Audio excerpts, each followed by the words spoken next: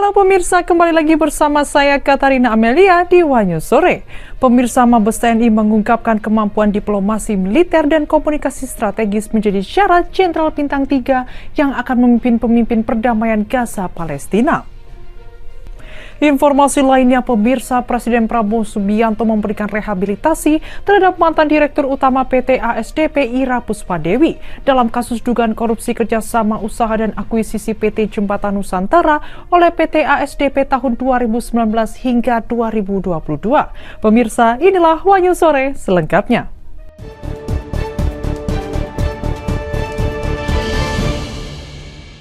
Presiden Prabowo Subianto memberikan rehabilitasi terhadap 3 terdakwa dalam kasus dugaan korupsi kerjasama usaha dan akuisisi PT Jembatan Nusantara oleh PT ASDP tahun 2019 hingga 2022.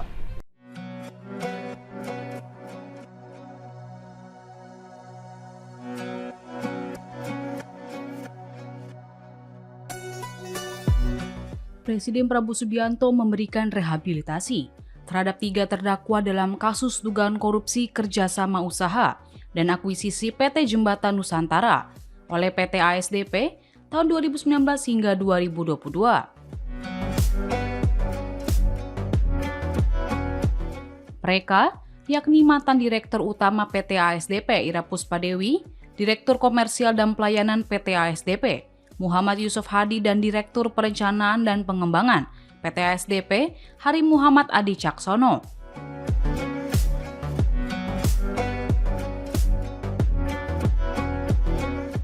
Wakil Ketua DPR RI Sufmi Dasko Ahmad menjelaskan alasan Prabowo memberikan rehabilitasi kepada 3 terdakwa yang divonis bersalah dalam kasus dugaan korupsi ASDP tersebut. Dasko mengatakan DPR telah menerima berbagai aspirasi dari kelompok masyarakat terkait kasus hukum yang menjerat Ira dan 2 mantan Direktur ASDP tersebut. Ia pun meminta kepada Komisi 3 atau Komisi Hukum DPR untuk melakukan kajian terhadap perkara yang mulai dilakukan penyelidikan sejak bulan Juli 2024. Menurut Dasko, hasil kajian hukum itu kemudian disampaikan kepada pihak pemerintah terkait perkara nomor 68. Atas nama Ira Puspadewi, Muhammad Yusuf Hadi, dan Hari Muhammad Adi Caksono.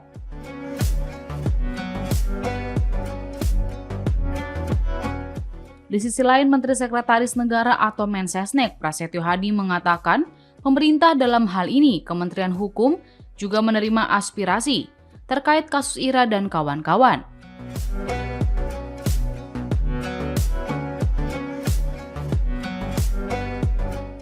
Prasetyo menyebut setelah DPR mengirim surat terkait saran pemberian rehabilitasi kepada Ira dan kawan-kawan, lalu Menteri Hukum Supratman Andi Aktas melakukan kajian.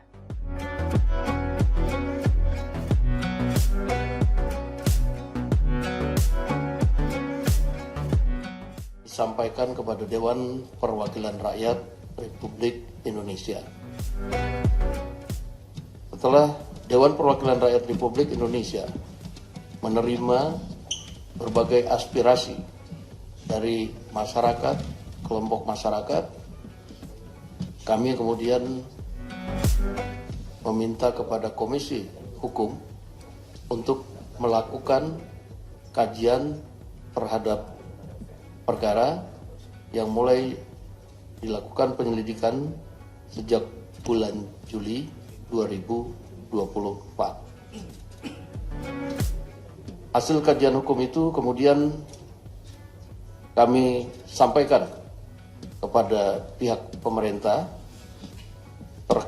terhadap perkara nomor 68 Pitsus TPK 2025 PN Jakarta Pusat atas nama Ira Puspadewi, Muhammad Yusuf Hadi, Hari Muhammad Adi Caksono. Sebelumnya, Majelis Hakim Pengadilan Tipikor Jakarta menghukum Ira Puspadewi dengan pidana 4 tahun dan 6 bulan penjara serta denda sejumlah Rp500 juta subsidiar 3 bulan kurungan.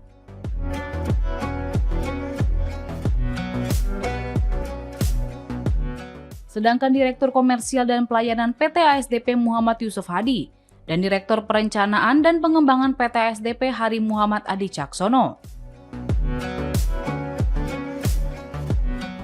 Keduanya divonis dengan pidana masing-masing 4 tahun penjara dan denda sebesar Rp250 juta subsidiar 3 bulan kurungan.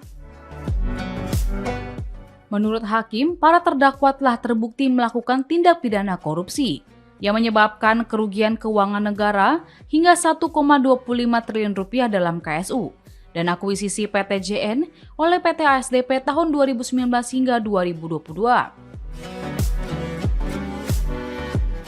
Di sisi lain, putusan itu tidak bulat alias diwarnai perbedaan pendapat atau dissenting opinion oleh Ketua Majelis Hakim Sunoto. Ia berpendapat Ira dan kawan-kawan seharusnya divonis lepas karena tidak ada tindak pidana korupsi dalam kasus KSU dan akuisisi PTJN oleh PT ASDP. Berdasarkan fakta hukum di persidangan, Sunoto meyakini unsur-unsur tindak pidana korupsi terkait kerugian keuangan negara yang didakwakan JPU KPK tidak terbukti secara meyakinkan.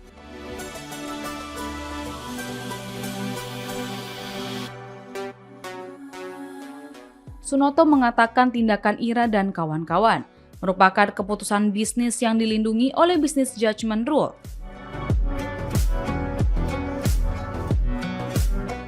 Dia menganggap Ira dan kawan-kawan telah beritikat baik dan berhati-hati tanpa memiliki niat jahat atau mens rea untuk merugikan negara.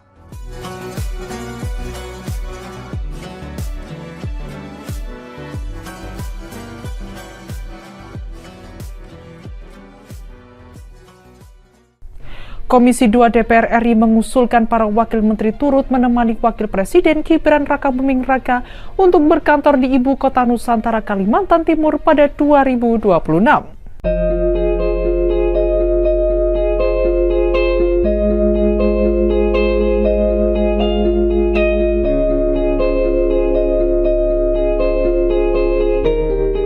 Komisi 2 DPR RI mengusulkan para wakil menteri atau wamen turut menemani Wakil Presiden Gibran Rakabuming Raka untuk berkantor di Ibu Kota Nusantara atau IKN Kalimantan Timur pada tahun 2026.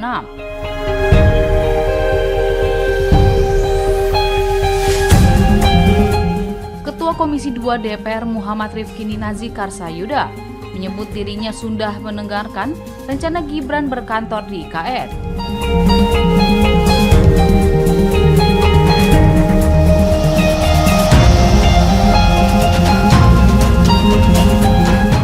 Hal itu disampaikan Rifki Nizami dalam rapat di Gedung DPR Senayan, Jakarta pada Selasa 25 November 2025.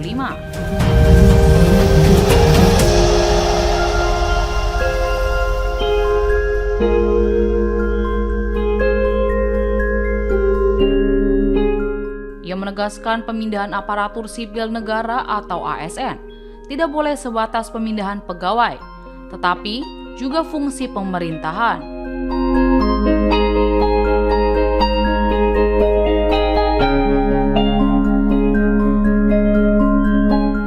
Menurut Rizky Zami, pemerintah di IKN baru dapat berjalan efektif dan maksimal apabila strukturnya bekerja secara menyeluruh, bukan sedikit demi sedikit.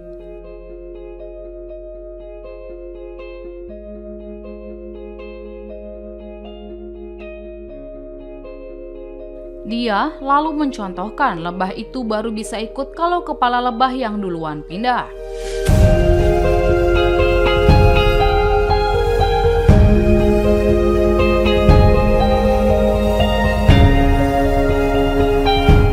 Rifki Nizami berseloroh bahwa di Komisi 2 DPR dirinya juga diminta pindah ke IKN juga untuk menjadi contoh.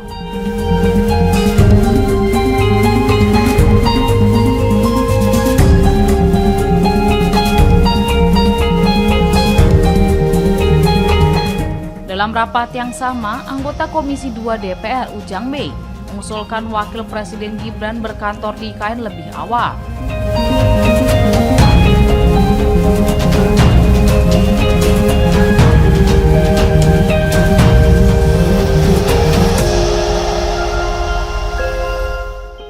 Komisi 2 fraksi Nasdem itu khawatir dengan keputusan Mahkamah Konstitusi atau MK terkait dengan penguasaan lahan di IKN yang disunat hingga 90 tahun.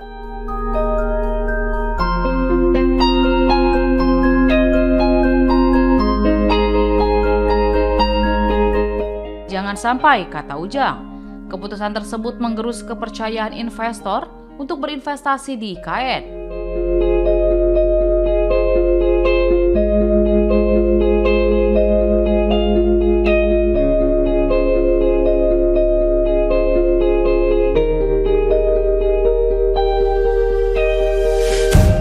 Terlebih saat ini, sejumlah ASN sudah hendak pindah ke IKN di akhir tahun 2025.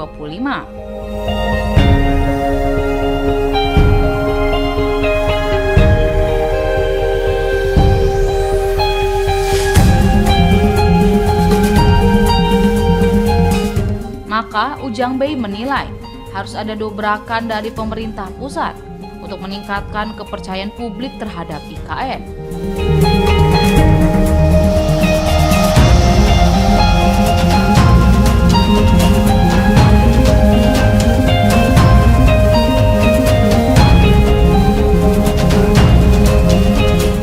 Ujang meyakini dengan kepindahan Gibran ke IKN bisa diikuti oleh pihak-pihak lainnya, sehingga tingkat kepercayaan publik terhadap IKN bisa bertambah.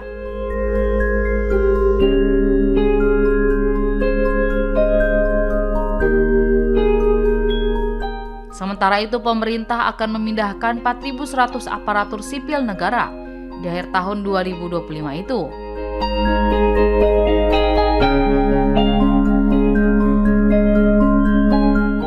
Kepala Otorita IKN Basuki Hadi Mulyono menegaskan, pembangunan ibu kota baru telah memasuki fase kedua, yang didukung oleh Peraturan Presiden atau Perpres nomor 79 tahun 2025, yang menjadi payung hukum dan politik.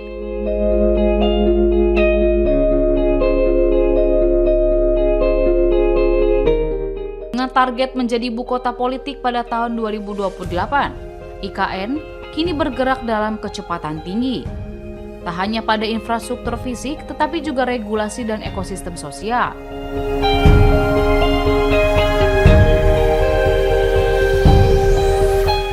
Ibu kota Nusantara akan ditetapkan sebagai kota politik oleh Prabowo pada tahun 2028 mendatang.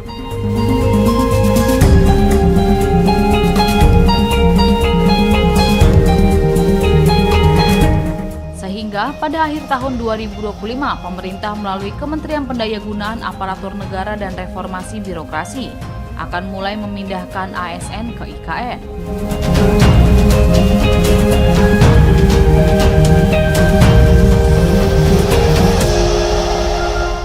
Tercatat, akan ada 1.700 ASN hingga 4.100 ASN yang akan dipindahkan di gelombang pertama pemindahan ibu kota kali ini.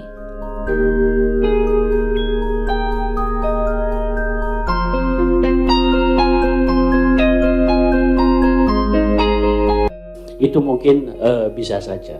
Itu perlu diantisipasi juga, apalagi kita juga di zaman media sosial yang begitu cepat sekarang itu, informasi itu antara berita putusan MK dengan berita-berita bahwa IKN itu akan mangkrak dan disebut akan menjadi kota hantu.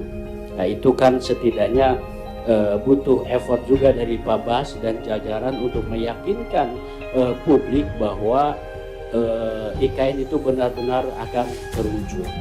Dan kalau kita pakai teori lebah, Pak Bas, ketika kita ingin mendapatkan hasil madu yang bagus atau lebah, biasanya yang kita ambil itu adalah induk. Induknya dipindah, nanti di situ akan mengikuti lebah. Betul kan? Itu inspirasinya seperti itu. IKN juga tidak kita bisa analogikan seperti itu. Bahkan kemarin secara langsung juga dari Nasdem pernah memunculkan wacana didahului dulu dengan Wapres yang berkantor di sana. Mungkin filosofi lebah itu penting karena keyakinan publik itu akan muncul ketika ada yang menempati. Tadi juga disampaikan oleh Ketua ada berapa ASN, berapa juta di situ, dan berapa juta yang akan diproyeksikan yang ditempatin yang di IKN. Jangan sampai IKN itu sebagai tempat kunjungan kerja anggota DPR yang ke sana untuk memantau aja, baik itu dari komisi dari 1 sampai komisi itu cuma hanya memberikan. Tapi yang paling penting itu ya tadi filosofi lebah itu. Dan seberapa bagus pun itu kantor, ketika belum ada proyeksi penempatan, pasti orang kan berpikirnya itu mangkrak. Tapi saya juga sebagai anggota Komisi 2 Mitra Strategis Babas selalu menyampaikan ke publik, keseriusan itu pasti kita akan terlihat apa? Setiap tahun negara selalu menggelontorkan anggaran untuk IKN. Makanya ketika negara menggelontorkan IKN untuk tahun 2006 aja udah 6 triliun, artinya keseriusan dari pemerintah atau negara terhadap keberlangsungan IKN itu tetap ada. Tetapi kan publik itu butuh kepastian kapan itu. Polda Jawa Tengah mencopot AKBP Basuki dari jabatannya sebagai Kepala Subdirektorat Pengendalian Massa Direktorat Samapta. Pencopotan tersebut merupakan imbas dari kasus meninggalnya dosen Universitas 17 Agustus Semarang, Dwinanda Lincia Levi.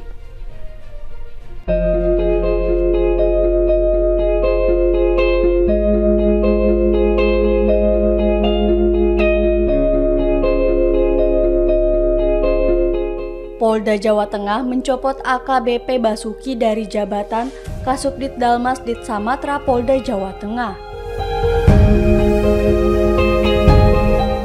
Kasubdit Humas Polda Jawa Tengah, Kombes Pol Artanto mengatakan AKBP Basuki dicopot sejak 21 November 2025 lalu.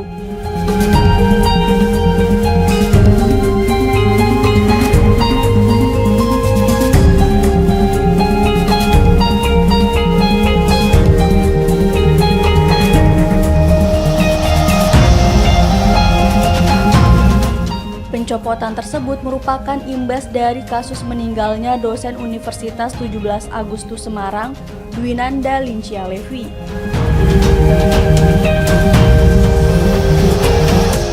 Kombes Pol Artanto menyebut, pencopotan AKBP Basuki merupakan tindak lanjut dari temuan dugaan pelanggaran berat kode etik.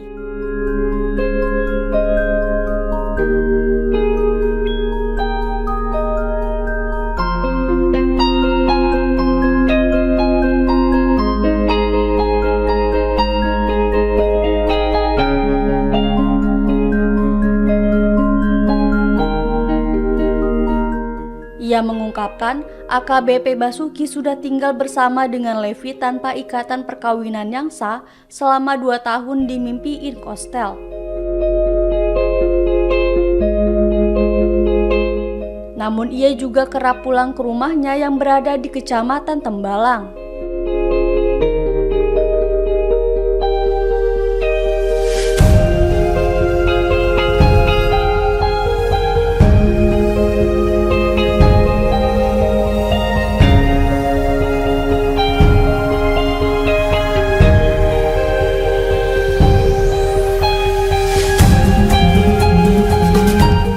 Setelah dicopot, AKBP Basuki akan dipindahkan ke pelayanan markas atau Yanmas Polda Jawa Tengah.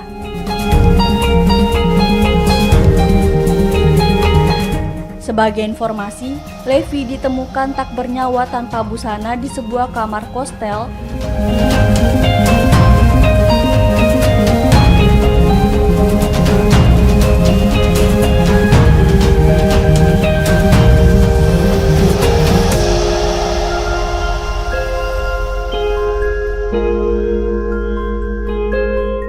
Yang berada di Jalan Telaga Bodas Raya nomor 11 Karangrejo, Gajah Mungkur, Kota Semarang pada Senin 17 November.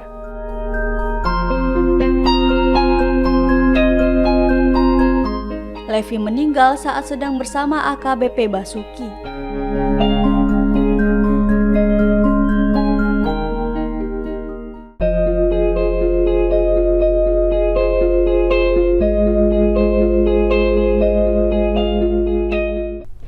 Sebuah akun TikTok @tan_johnson88 membuat heboh lantaran mengunggah keluhan atas tindakan pemerasan di tubuh Bid Propam Polda Sumut.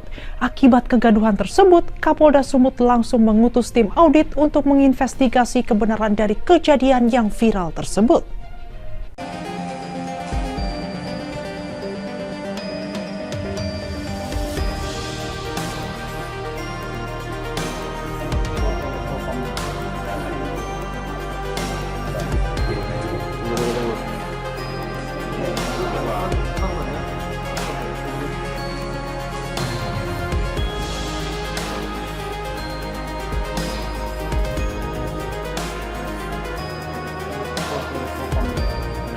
Sebuah akun TikTok @tanjohnson88 membuat heboh lantaran mengunggah keluhan atas tindakan pemerasan di tubuh Bid Propam Polda Sumatera Utara. Unggahan tersebut diduga diposting oleh personel Polda Sumatera Utara yang tidak tahan dengan kondisi perlakuan bidang Propam Polda Sumatera Utara. Dalam akun tersebut, ada belasan postingan yang menulis tentang bagaimana operandi culas yang dilakukan oleh Oknum Kasubdit Paminal, Kompol AC, hingga Kabid Propam Kombes Pol JM. Akibat kegaduhan itu, Kapolda Sumatera Utara mengutus tim audit untuk menginvestigasi kebenaran dan aduan yang viral tersebut. Hal itu merupakan bagian daripada transparansi dan akuntabilitas publik dalam melaksanakan audit kerja dalam menyikapi berita yang viral tersebut. Tim yang diketuai oleh Irwasda Polda Sumatera Utara sedikitnya telah memeriksa beberapa orang saksi yang disebut dalam postingan tersebut. Atas perintah Pak Kapolda dan petunjuk dari Bapak Kapolda sebagai respon cepat atas berita viral di akun Tan Johnson ini yang menyampaikan terhadap dugaan adanya penyalahgunaan wewenang yang dilakukan oleh Propam Polda Sumatera Utara. Menyikapi hal tersebut, kami diperintahkan oleh Bapak Kapolda untuk membuat tim audit dengan tujuan tertentu. Dengan objeknya adalah Propam untuk mengklarifikasi dan memverifikasi dari berita yang terdapat dalam ada sudah diperiksa, beberapa yang sudah kami periksa terhadap materi yang ada di dalam akun tersebut. Siapa saja? Ya nanti akan kami sampaikan hasil daripada keseluruhan, hasil daripada audit dengan tujuan tertentu yang kami lakukan ini. Propam sama Kasubditnya diperiksa juga Pak? Pasti nanti akan kami lakukan klarifikasi kepada yang bersangkutan. Selain itu, pihaknya juga akan memeriksa langsung Kabid Propam Polda Sumatera Utara beserta Kasubdit Paminal yang namanya disebut terang-terangan di unggahan tersebut. Irwasda Polda Sumatera Utara mengatakan nantinya pihaknya akan menyampaikan hasil dari pemeriksaan.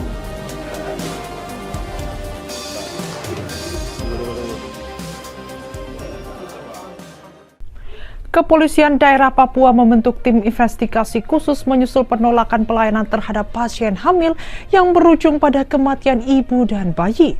Salah satu rumah sakit yang disorot adalah Rumah Sakit Bayangkara Jayapura yang berada di bawah naungan Polda Papua.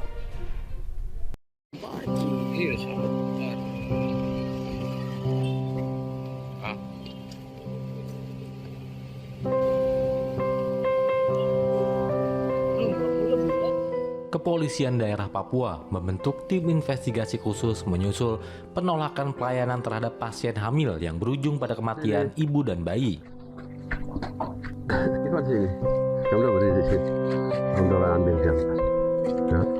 Salah satu rumah sakit yang disorot adalah Rumah Sakit Bayangkara Jayapura yang berada di bawah naungan Polda Papua.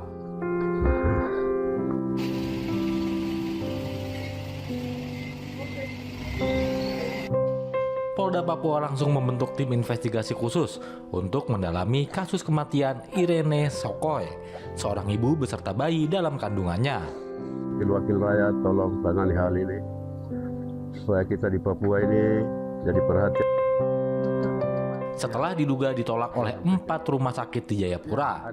Ada perawat. Dari rumah sakit ke rumah sakit itu atas desakan keluarga atau karena dari Salah satu rumah sakit yang dilaporkan menolak adalah Rumah Sakit Bayangkara, Jayapura.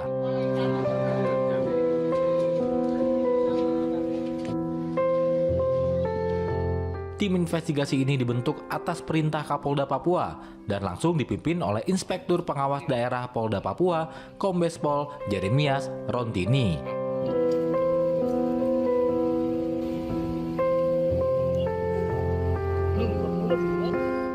Kabid Humas Polda Papua, Kombes Pol Cahyo Soekarnito menegaskan investigasi ini bertujuan utama untuk mengusut dugaan pelanggaran SOP pelayanan kesehatan. Ivan sini. Kamu berdiri di sini. Kamu dorang ambil dia. Ya. Agar kasus serupa tidak terulang di masa mendatang. Dibentuk tim investigasi untuk melakukan pendalaman sehubungan dengan peristiwa yang terjadi di Rumah Sakit Bayangkara. Tim dipimpin oleh Bapak Irwasda Polda Papua bersama satker yang lain untuk mendalami, mengecek apakah kegiatan pelayanan yang dilaksanakan saat itu sudah sesuai dengan mekanisme dan SOP yang telah ditentukan. Tentunya tim ini akan bekerja dan memberikan masukan berkaitan dengan perbaikan pelayanan ke depan di Rumah Sakit Bayangkara Jayapura. Sebelumnya, almarhumah Irene Sokoy dan bayi yang dikandungnya meninggal dunia pada Senin 17 November 2025 sekitar pukul 05.00 waktu Indonesia bagian timur.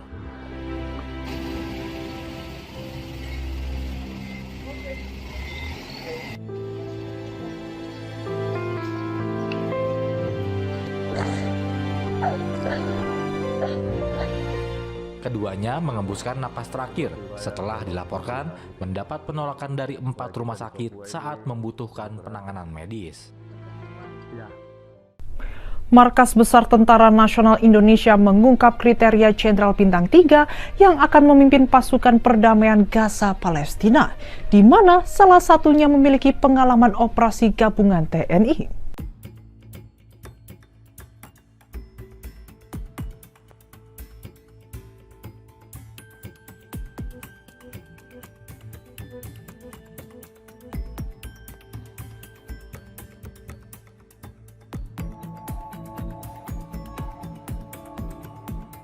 Kapuspen TNI, Maijen Freddy Ardiansah, mengungkap kriteria Jenderal Bintang 3 yang akan memimpin pasukan perdamaian Gaza, Palestina. Ia menyebut kriterianya ialah mempunyai pengalaman operasi gabungan TNI, pengalaman penugasan internasional atau pendidikan luar negeri, dan pemahaman mengenai operasi pemeliharaan perdamaian.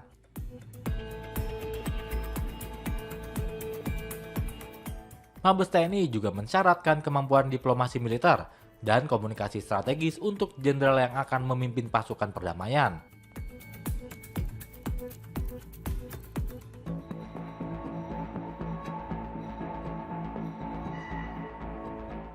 Freddy menjelaskan, Jenderal Bintang 3 ditunjuk untuk memimpin karena operasi pasukan perdamaian akan melibatkan 3 brigade komposit, yakni Batalion Kesehatan atau Yonkes, Batalion Zeni Tempur atau Yonzipur, dan Batalion Bantuan.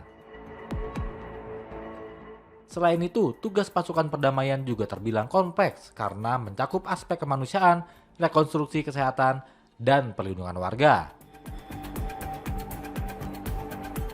serta kebutuhan koordinasi intensif dengan PBB dan aktor internasional.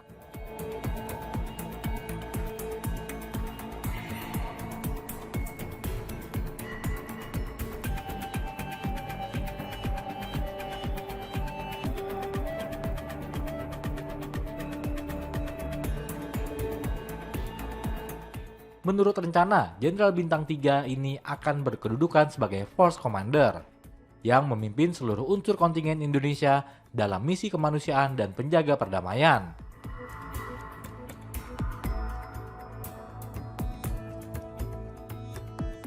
Komandan juga akan bertugas memastikan keselamatan personil dan efektivitas misi kemanusiaan,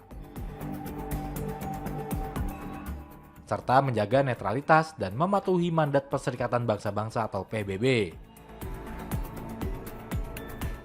Diberitakan sebelumnya, Panglima TNI Jenderal Agus Subianto mengungkapkan bahwa pasukan perdamaian yang hendak dikirim ke Gaza, Palestina, akan dipimpin oleh Jenderal Bintang 3.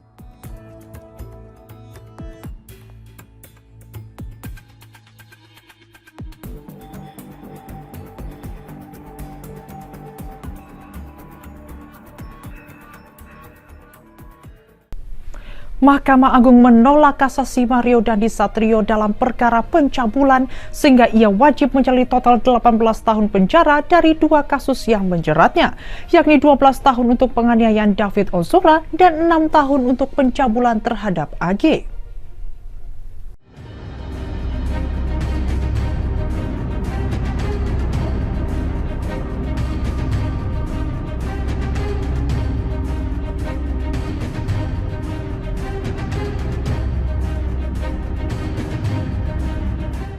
Mahkamah Agung resmi menolak kasasi yang diajukan Mario Dandi Satrio dalam perkara pencabulan.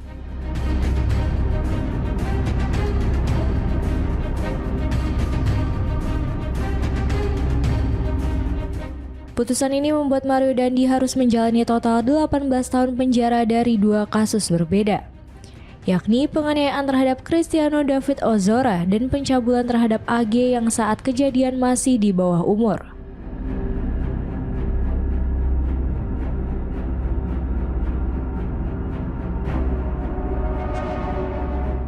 Kasus Mario Dandi mencuat pada 2023 setelah saksi penganiayaan terhadap David Ozora viral.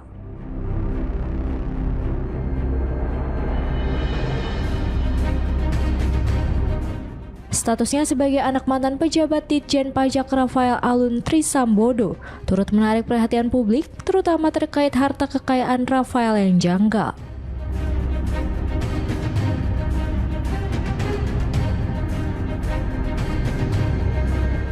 Mobil Rubicon yang dipakai Dandi saat penganiayaan bahkan tidak tercatat dalam LHKPN.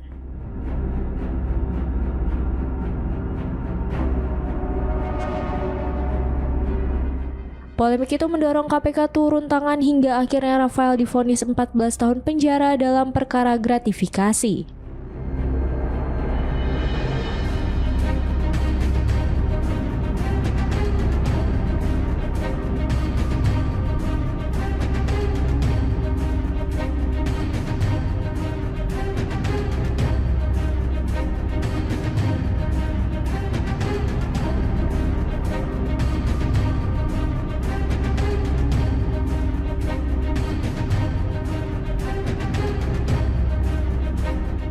Dalam kasus penganiayaan, Mario Dandi dihukum 12 tahun penjara dan diwajibkan membayar restitusi 25 miliar rupiah kepada David.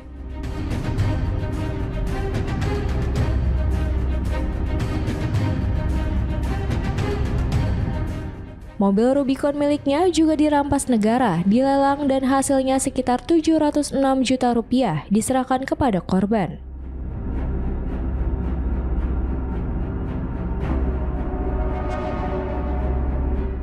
Dua orang lain yang terlibat, AG dan Shane Lucas, juga telah menjalani hukuman masing-masing 3,5 tahun penjara dan 5 tahun penjara.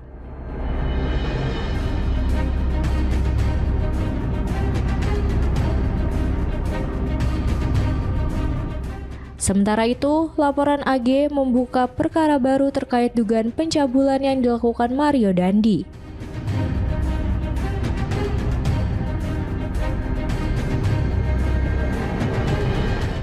Pengadilan Tinggi Jakarta sebelumnya memperberat putusan tingkat pertama, menjatuhkan hukuman 6 tahun penjara dan denda 1 miliar rupiah subsidiar 2 bulan kurungan.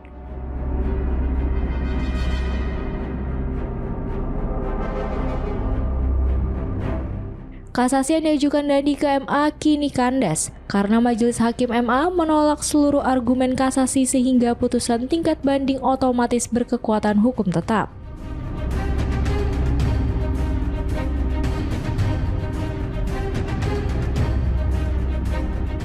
Dengan demikian, Mario Dandi wajib menjalani 2 hukuman sekaligus, 12 tahun dalam kasus penganiayaan dan 6 tahun dalam kasus pencabulan.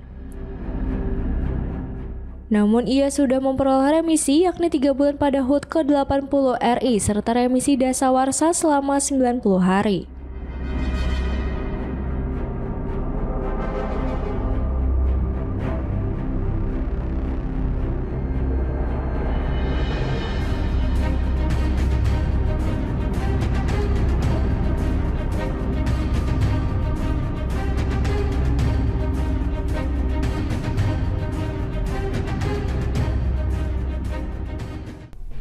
Demikian informasi yang dapat kami sampaikan pemirsa. Terima kasih telah bergabung bersama kami. Saya Katarina Amelia dan seluruh tim yang bertugas mengucapkan sampai jumpa di One News sore berikutnya. Setiap hari pukul 6:30 malam hanya di kanal YouTube TV One News.com.